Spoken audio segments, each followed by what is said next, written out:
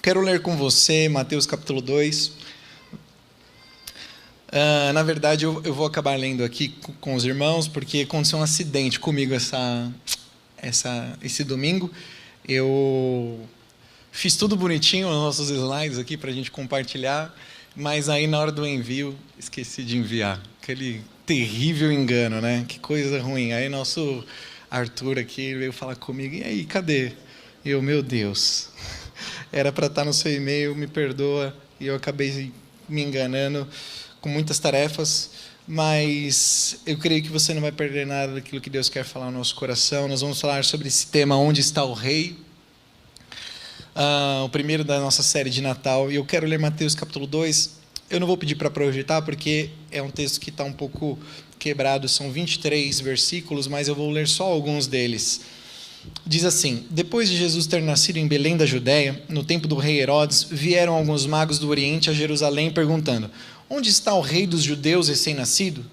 Vimos sua estrela no Oriente e viemos adorá-lo. Ao saber disso, o rei Herodes perturbou-se e com ele toda a Jerusalém. Então Herodes, enviando-os a Belém, disse-lhes: ide e perguntai cuidadosamente sobre o menino. Quando o achardes, avisai-me para que eu também vá adorá-lo. Depois que os magos partiram, um anjo do Senhor apareceu a José em sonho e lhe disse: levanta-te, toma o menino e a mãe e foge para o Egito. Permanece lá até que eu fale contigo, porque Herodes procurará o menino para matá-lo. José levantou-se durante a noite, tomou o menino e a mãe e partiu para o Egito e permaneceu lá até a morte de Herodes. Então Herodes, percebendo que havia sido enganado pelos magos, ficou furioso e mandou matar todos os meninos de 2 anos para baixo em Belém e nos arredores, de acordo com o tempo indicado com a precisão pelos magos. Ouvindo José, porém, que Arquelau reinava na Judéia em lugar de seu pai Herodes, José temeu ir para lá e, avisado em sonho, dirigiu-se para a região da Galileia e foi morar numa cidade chamada Nazaré, para que se cumprisse o que os profetas haviam falado: ele será chamado Nazareno. Esse é um famoso relato do nascimento de Jesus, que aparece somente no Evangelho de Mateus, esses textos que nós lemos agora. Os magos do Oriente, os ilusionistas orientais, foram até Jerusalém quando Jesus era um bebezinho, provavelmente do tamanho da nossa Áurea, um pouquinho menor talvez. E chegaram até Belém e perguntaram no palácio: onde está o rei dos judeus, o recém-nascido? Quando você chega num palácio e pergunta onde está o rei, e tem alguém lá sentado no trono, alguma coisa acontece, Tem uma perturbação, e foi justamente isso que aconteceu. A Bíblia diz que Herodes, ele perturbou-se, certo? E Herodes era conhecido como um homem extremamente violento. Relatos históricos dizem que ele matava os próprios familiares para que permanecesse sem ser contestado, para que permanecesse no poder, certo? Por isso ele, de uma maneira bem assim, planejando mal, mas escondendo seus sentimentos, pediu para que os magos fossem encontrar o rei dos judeus e voltassem para avisá-lo, certo? Mas ele acabou sendo enganado. Mesmo depois dos magos encontrarem Jesus, eles tiveram um sonho, mudaram o seu caminho, e Herodes mandou matar todos os bebês da sua época ali em Belém, apenas para se certificar que eliminara o governante, o futuro governante do trono. Ele não sabia que tipo de rei seria Jesus, então se sentiu ameaçado e mandou matar todo mundo, todos os bebês abaixo de 2 anos. Para quem conhecia e estuda Belém da época do nascimento de Jesus, não era uma aldeia, uma cidade muito grande, e os relatos são de aproximadamente de 20 a 30 bebês que foram mortos. Mas imagine só, o pranto, o choro, a angústia de uma cidade que perde 30 bebês abaixo dos 2 anos de idade. Que dor terrível esses pais sentiram. Jesus teria sido vítima desse genocídio se Deus não tivesse intervido em seu favor, avisando José que eles precisariam ir para o Egito, certo? Havia uma comunidade ali de judeus no Egito, e José dirigiu-se para lá até que ele se sentisse seguro, até que Herodes morreu e ele voltou, se estabeleceu numa cidade chamada Nazaré, para cumprir a profecia bíblica de que o Salvador, o Filho de Deus, seria chamado de Nazareno.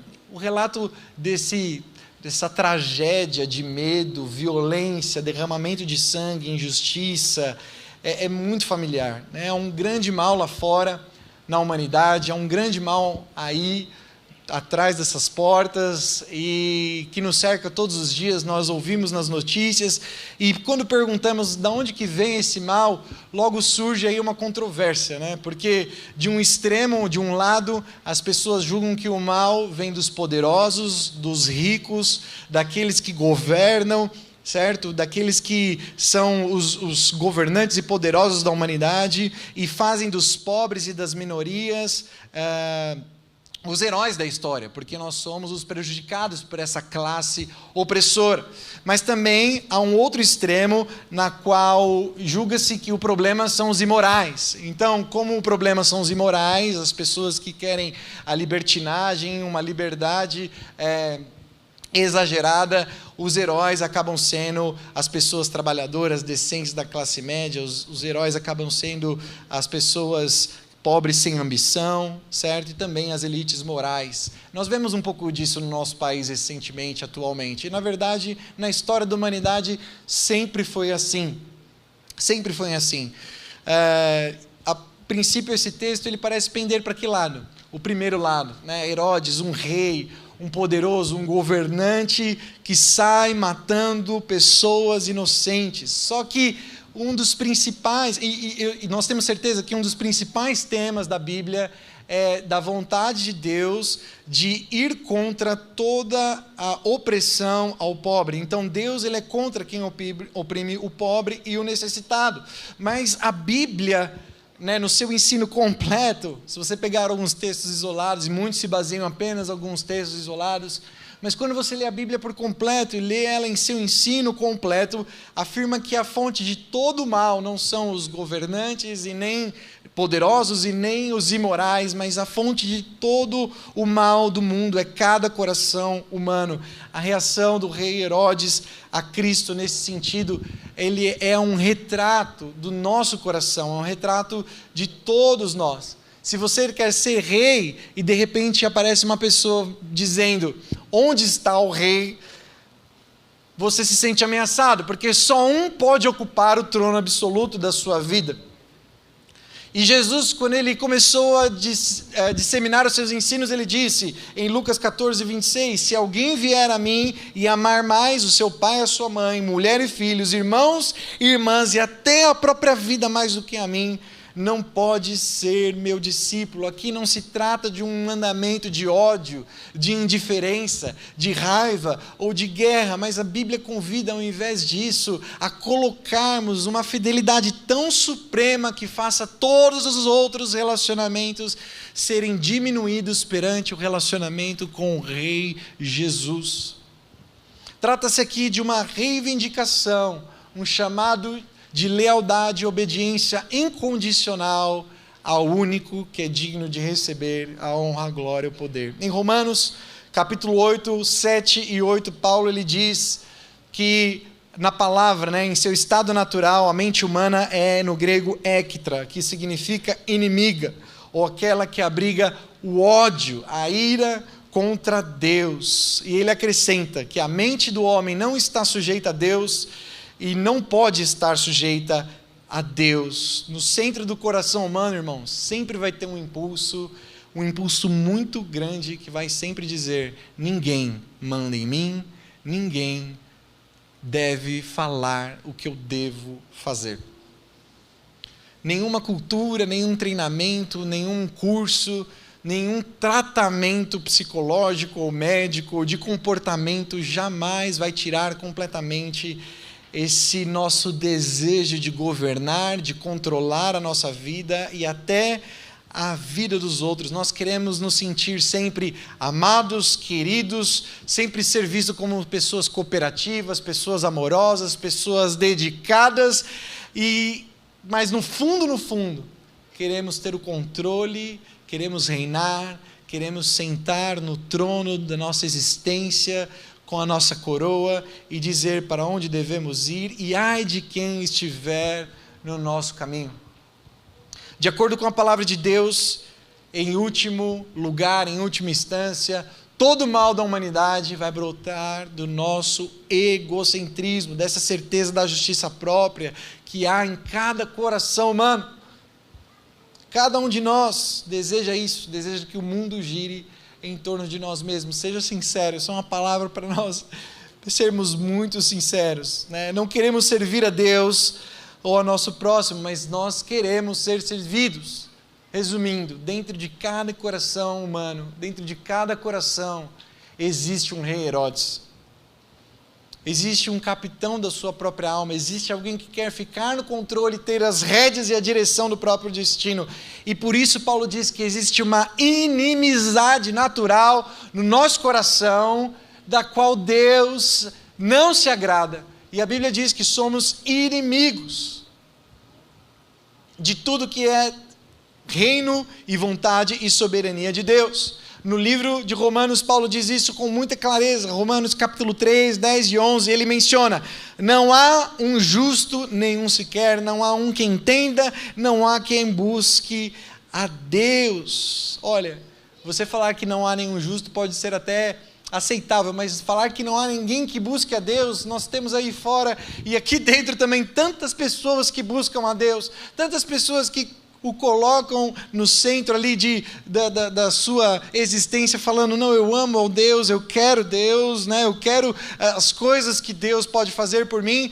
Mas só existem dois tipos de pessoas que não possuem o reinado de Deus em suas vidas, mas que dizem que buscam a Deus. Em primeiro lugar, são as pessoas que buscam aquilo que Deus pode dar, aquilo que Ele pode oferecer: paz, saúde, prosperidade, bens materiais, estabilidade financeira e todas as outras coisas pelo qual buscamos a Deus, perdão, felicidade, ou seja, desejar o que Ele pode dar, mas não desejar de fato a Deus como pessoa, como ser, como rei, como soberano. O segundo tipo de pessoas são aquelas que buscam a Deus baseado no Deus interno, ou seja, naquilo que elas querem que Deus seja para elas. Na sua ideia, no seu ideal de Deus, no seu ideal de Cristo, no seu ideal de divindade. Eu já tive encontros com esses dois tipos de pessoas. A primeira é o grupo daqueles que querem aquilo que Deus pode dar somente. E quando passa-se um tempo e as pessoas não têm aquilo que elas desejam, logo elas negam a fé, negam a existência de Deus, chegam e beiram até a negar a existência de Deus. Quem aqui nunca teve um encontro ou conheceu uma pessoa que até tinha fé, mas em um determinado momento da sua vida ela perdeu um ente querido? Morreu a esposa, morreu o esposo, perdeu um filho, e aí uma grande dor toma conta da sua vida e ela fala: Deus é injusto, eu nunca mais vou dar nada, ou meu tempo, ou recursos, nunca mais vou me relacionar com nenhum tipo de divindade, porque se Deus fosse justo, se Ele fosse realmente Deus, isso não teria acontecido. Em segundo lugar, são as pessoas que acreditam somente no seu próprio Deus, segundo as suas próprias circunstâncias. E esse é o tipo que a gente encontra em todo lugar. Não, mas Jesus, Ele ensinava corretamente, Ele tinha bons ensinos. Não, eu creio em Deus, mas eu creio da minha forma. O seu e o meu comportamento revelam a forma que nós cremos e recebemos ao Pai. Porque existe um padrão. A palavra de Deus é o padrão. As Escrituras nos ensinam o comportamento e a prática do Filho de Deus. Mas nós não cremos dessa forma e continuamos vivendo como se Deus fosse nossas ideias. Não, isso Ele não aceita. Então isso eu não posso fazer. Não, isso daqui eu continuo fazendo, porque afinal de contas, ninguém é de ferro. Esse episódio do rei Herodes, na sua paixão pelo poder, mostra para nós, irmãos, a nossa resistência natural de governo do Senhor, e vamos contra tudo que é a natureza divina. A Bíblia diz até que ódio e reivindicações de ira de Deus sobre a nossa vida porque criamos deuses que nos agradam, criamos deuses na nossa mente para mascarar a nossa hostilidade contra um rei eterno e imortal que quer ser absoluto. E se esse Senhor, esse rei, na qual o mundo comemora agora, nascido no Natal, realmente for o verdadeiro Deus, então ninguém o buscará, a menos que o nosso coração seja completamente transformado de uma maneira sobrenatural, a fim de um coração que antes era inimigo, religioso, idólatra, egoísta, egocêntrico, passe a se tornar um coração que o deseja e que o busca. Por isso Paulo ele pode dizer que todos os seres humanos são inimigos, como eu já disse, Romanos 5,10 está escrito isso. E isso vale também para os religiosos. Pessoas religiosas são mestres em mascarar o reinado de suas vidas, porque elas cumprem uma série de coisas.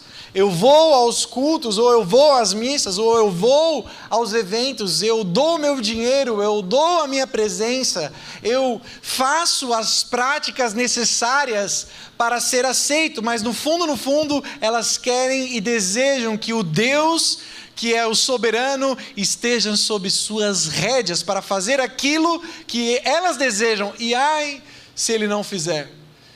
Pensamos que Ele está nos punindo, que não está atento às nossas necessidades, que é injusto, e nos negamos a servi-lo incondicionalmente.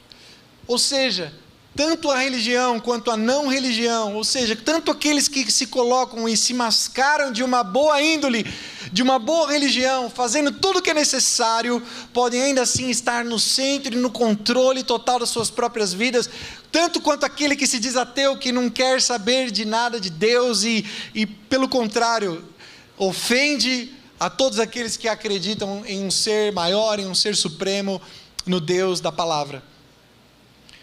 Você sabe que existe essa hostilidade profunda contra Deus no meu e no seu coração? Isso ofende a gente, mas é verdade, a palavra diz isso. Se você acha que eu estou exagerando, eu separei um texto aqui de um homem chamado Thomas Nadia, um filósofo e ateu, e ele é de uma honestidade aqui impressionante. Preste atenção no que ele escreveu em um dos seus livros. Ele diz assim: refiro-me ao medo da religião em si, falo por experiência própria. Eu mesmo sou fortemente dominado por esse medo da religião. Quero que o ateísmo seja verdadeiro e fico receoso com o fato de algumas das pessoas mais inteligentes e bem informadas que conheço serem crentes religiosas. Não se trata apenas de eu não crer em Deus, e naturalmente espero que a minha convicção esteja certa. Espero que Deus não exista. Não quero que haja um Deus. Não quero que o universo seja assim. Ateu homem, um dos homens mais ateus que podem escrever livros e livros para comprovar o seu pensamento filosófico. Dentro dele existe um medo, um desejo e uma incerteza de que aquilo que ele escreve, pensa e fala, na verdade, não é exato, não é real. E ele torce todos os dias, e ele está dizendo, uma sinceridade incrível, torce todos os dias para que ele esteja certo, para que Deus realmente não exista, mas o seu coração todos os dias é invadido pelo medo. E se Deus existir? E se realmente esse Jesus foi real? E se realmente nasceu um rei? E se realmente o que os crentes e a palavra diz foi real? É colocar muita conta em risco, né? Ninguém é de fato, então, irmãos, neutro, até o mais ateu dos homens, a essa verdade no Natal. Se o Filho de Deus nasceu mesmo numa manjedoura, se o Filho de Deus nasceu realmente aqui no nosso meio, foi homem como nós, então realmente perdemos o direito de permanecer no controle das nossas vidas. Eu também tenho aqui uma palavra para os cristãos. Falei muito aqui de não cristãos, mas para os cristãos aqui, nossos irmãos em Cristo, para mim também, porque essa palavra falou fortemente ao meu coração. Talvez vocês digam, como eu posso ser inimigo de Deus, sendo que lá no mesmo texto de Romanos, Paulo diz em Romanos capítulo 5, do verso 1 ao 11, que nós fomos reconciliados com Ele e por meio de Jesus nós temos paz com Deus. Isso é verdade, isso é real, isso é a profunda verdade da palavra de Deus, isso é extremamente verdadeiro. Jesus Cristo nos perdoou a partir do momento que reconhecemos Ele como Senhor e Salvador das nossas vidas. O Espírito Santo antes nos convence do pecado através do ouvir a palavra de Deus. Algo acontece no nosso interior gerando arrependimento e nós confessamos a Jesus, desejando ter Ele. Algo realmente acontece e a palavra de Deus diz que nós fomos justificados e reconciliados com Ele, mas você precisa reconhecer, como Paulo reconhece dos capítulos 6 até o 8 de Romanos, que ainda tem um coração com raiva e hostilidade a tudo o que é santo, a tudo que é digno, a tudo que é de Deus e da sua vontade. Seu coração vai continuar aí. Ele continua brotando dentro de você vontades e emoções. Enquanto não chegamos ao final do tempo para sermos glorificados e a nossa redenção for completa, ainda assim haverá resquícios da nossa humanidade, na nossa alma, que precisam constantemente ser desenvolvidos. É por isso que ele diz: desenvolvei a vossa salvação, porque somos salvos do inferno e do pecado, mas ainda assim dentro de nós existe uma raiz que luta contra tudo aquilo que é de Deus. Ou todos aqui têm uma facilidade tremenda em orar, todos aqui têm essa facilidade absurda de ler a Bíblia e buscar aquilo que é santo, todos aqui passam 24 horas, ou sem exagero, grande parte do seu dia em contato com a pessoa mais desejável e gloriosa possível. Quantas vezes você e eu já dissemos: Senhor, jamais esquecerei o que o Senhor fez pela minha vida? Quantos já falaram assim: Senhor, esse erro aqui, isso que eu fiz foi a última vez, jamais vou fazer. E daqui 2 semanas você está lá, pisando na bola de novo, escorregando na casca de banana, envergonhado, sujo. Quantas vezes isso acontece? Paulo diz isso em Romanos capítulo 7, 15. Não faço o que desejo. Ele confessa isso. Não faço o que desejo, mas aquilo que odeio. Faz parte da nossa carne. Em outro texto de Gálatas ele diz, Gálatas capítulo 5, que essa humanidade na qual Paulo chama de carne milita, ou seja, guerreia, luta constantemente contra o Espírito Santo, o nosso espírito renovado, regenerado dentro de nós. Isso significa, irmãos, que eu e você precisamos todos os dias, e aqui eu quero ser muito claro e muito sincero com você, é por isso que precisamos todos os dias sermos muito intencionais em relação à igreja, sermos muito intencionais em relação ao corpo de Cristo. Preste atenção aqui, sermos muito intencionais em relação às nossas atitudes, em relação aos irmãos, em relação à palavra que ouvimos, em relação às práticas cristãs e às doutrinas da fé, porque nós carecemos de transformação contínua da nossa alma. Crentes que se negam a isso estão se negando ao crescimento e à maturidade cristã todos os dias. A oração, aquilo que Paulo, o apóstolo Paulo, Tiago, Pedro recomendam em suas cartas, a oração, o jejum, o relacionamento uns com os outros, que às vezes é tão constrangedor e incômodo. Sabe, o falar uns aos outros com salmos, hinos e cânticos espirituais, o confessar os seus pecados aos outros, que talvez seja a prática mais difícil da fé cristã, reconhecer os seus erros, as suas mazelas, as suas falhas para outros homens e mulheres. Se não formos assim, cairemos no ostracismo, cairemos num período de estagnação, pararemos a nossa vida espiritual, porque enquanto dizemos que Deus é o Rei das nossas vidas, na verdade nós governamos e acreditamos que estamos passando ileso, sendo crentes nominais, deixamos aí simplesmente deslizar a vida cristã como se estivesse tudo bem, como se não tivesse obstáculos, como se você fosse muito forte, muito maduro, muito concentrado, uma pessoa muito dedicada todo o tempo. Não reconhecemos a nossa fraqueza, a nossa fragilidade, e isso é terrível. O Natal nos fala de fragilidade. Fragilidade total. Ele nos mostra que o Rei dos Reis veio ao mundo. Contudo, Jesus não veio apenas uma vez, ele virá novamente. A primeira vez, como ele veio? Uma criança, um bebezinho indefeso. Nasceu numa manjedoura suja, ali perto de um estábulo, onde os animais ficavam na hospedaria para comer. Quem imagina ter o seu bebê num lugar assim? Terrível. Eu acredito que ninguém aqui teve um parto das mães que estão aqui com a gente hoje tão difícil, num lugar tão sujo. Na segunda, porém, ele virá com poder.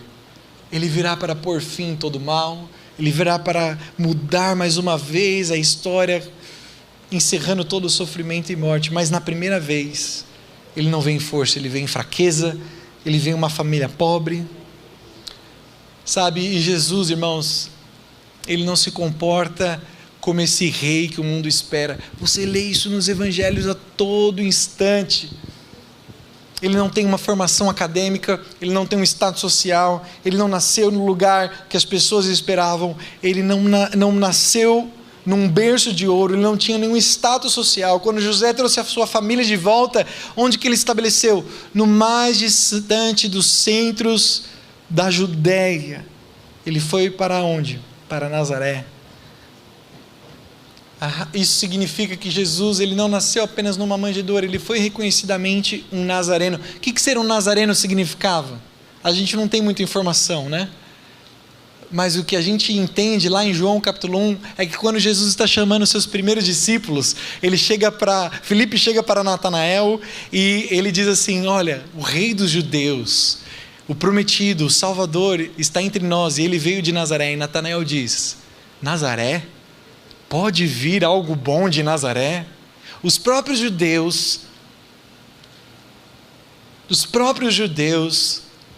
eles tinham um preconceito muito grande para quem nascia distante e era criado, nascia e era criado distante dos centros grandes e comerciais da nação.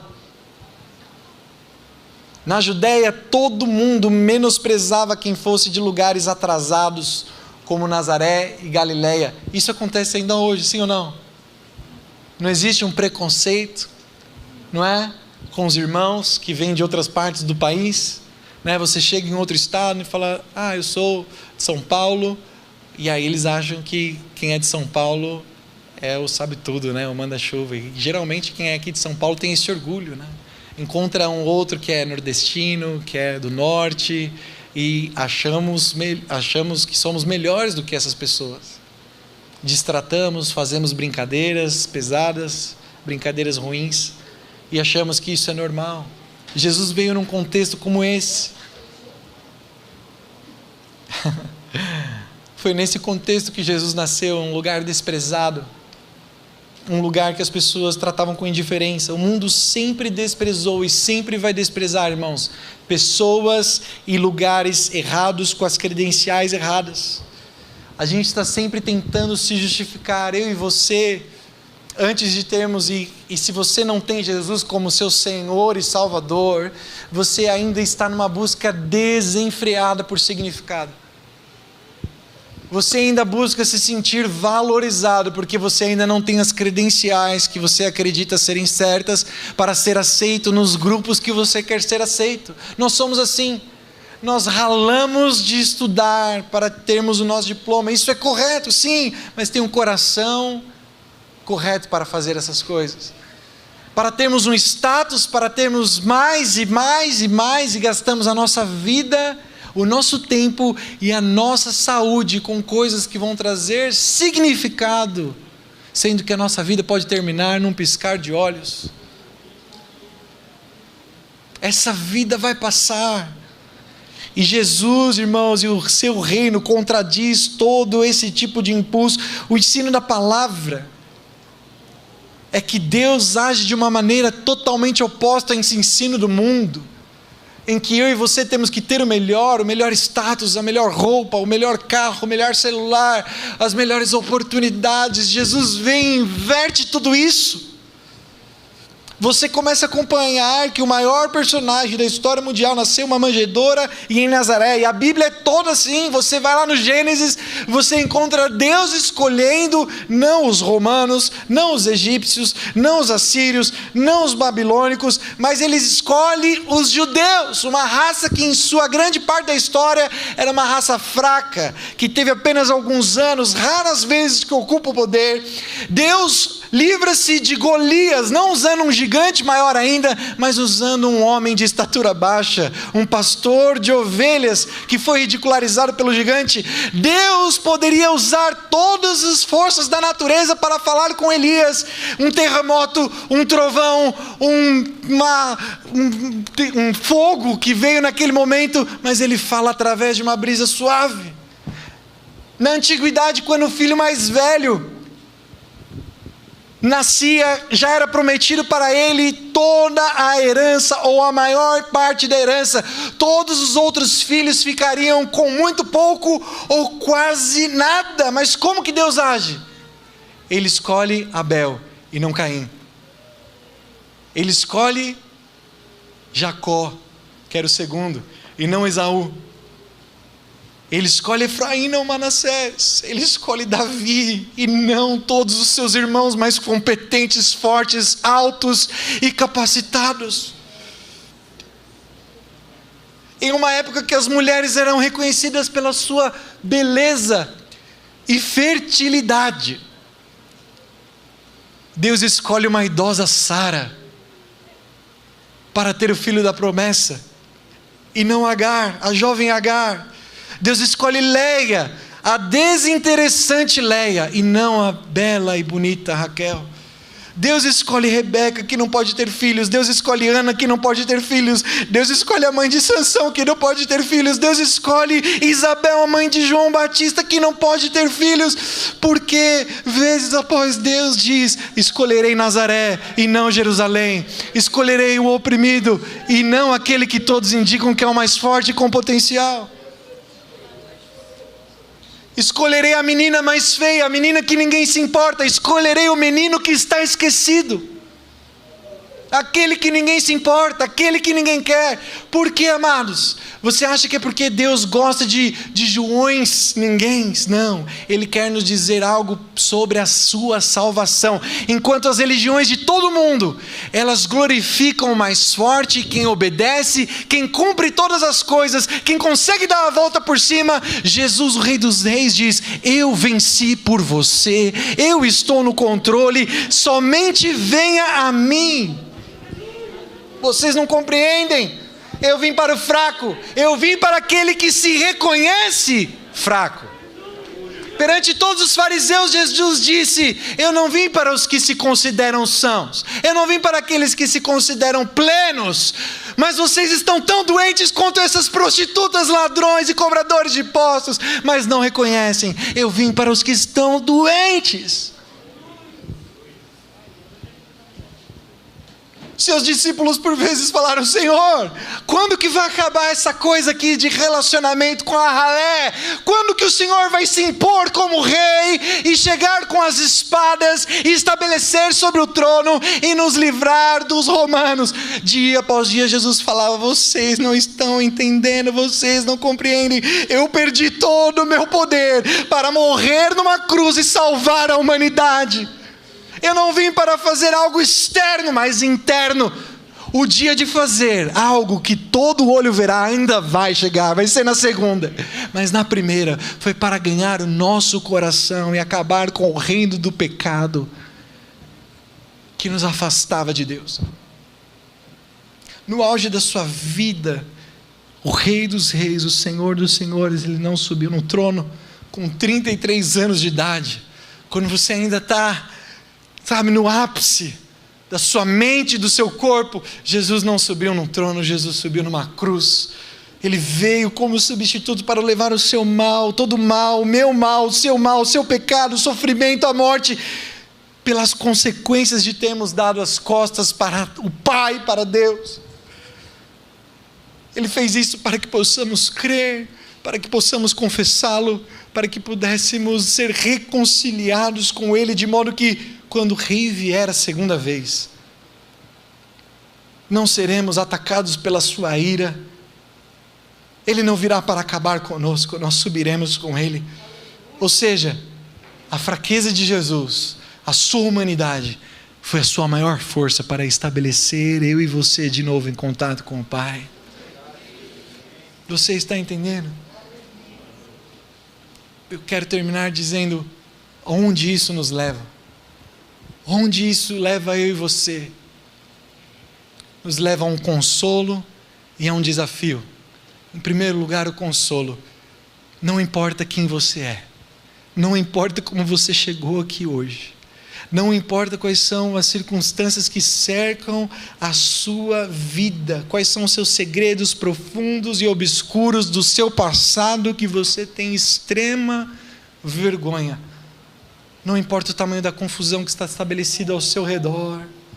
Não importa quanto você aprontou, se você hoje se arrepender, se achegar a Deus por meio de Cristo Jesus, você está tão reconciliado e tão aceito que você pode, a partir do momento que reconhece, servi-lo e trabalhar para Ele e servi-lo como todos os grandes homens da palavra de Deus foram. Basta que você creia no Senhor Jesus como seu Salvador. O receba em seu coração e coloque a coroa que antes estava sobre o seu coração, sobre a sua cabeça, e dizer para Ele: agora tu és o Rei.